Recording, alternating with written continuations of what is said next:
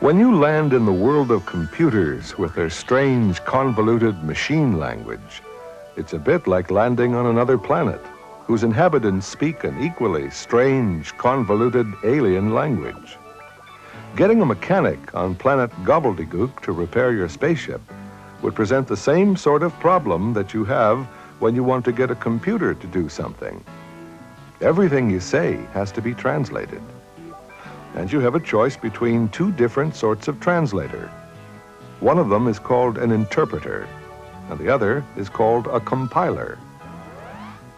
Let's suppose that you've previously written out your list of instructions for the repair of your spaceship. And suppose that you choose the interpreter to do the translating. He reads your first instruction, open lid of rocket engine, translates this into gobbledygook, and immediately passes it on to the mechanic, who executes the instruction. Then the interpreter reads your second instruction, remove spark plug, translates this into gobbledygook, and passes it on to the mechanic, who executes it. And so on and so forth. Now, notice how the interpreter works. He stays with you all the time, and he translates each of your instructions immediately, one by one. This is a rather slow process, because the mechanic has to wait while each instruction is being translated. But, on the other hand, it does give you a chance to correct your mistakes as you go along. If the mechanic removes the wrong spark plug, for instance, you'll see this happen right away, and you'll be able to change your instruction accordingly. Compare this with the way the second sort of translator, the compiler, goes about his work.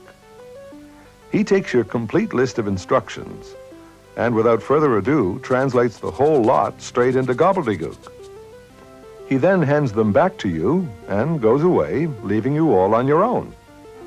All this has taken some time, but from now on things will go very fast.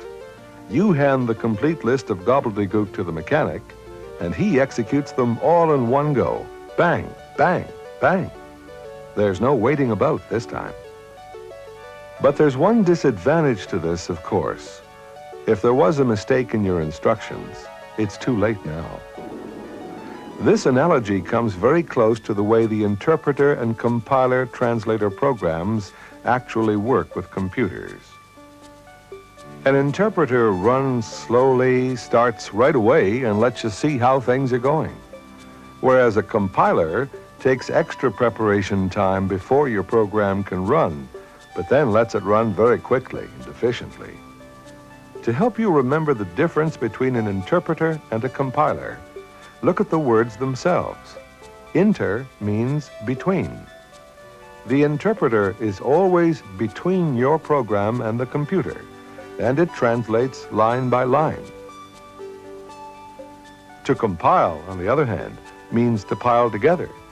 A compiler piles together your entire program and translates the whole thing all at once. Which one you use on planet Gobbledygook is entirely up to you.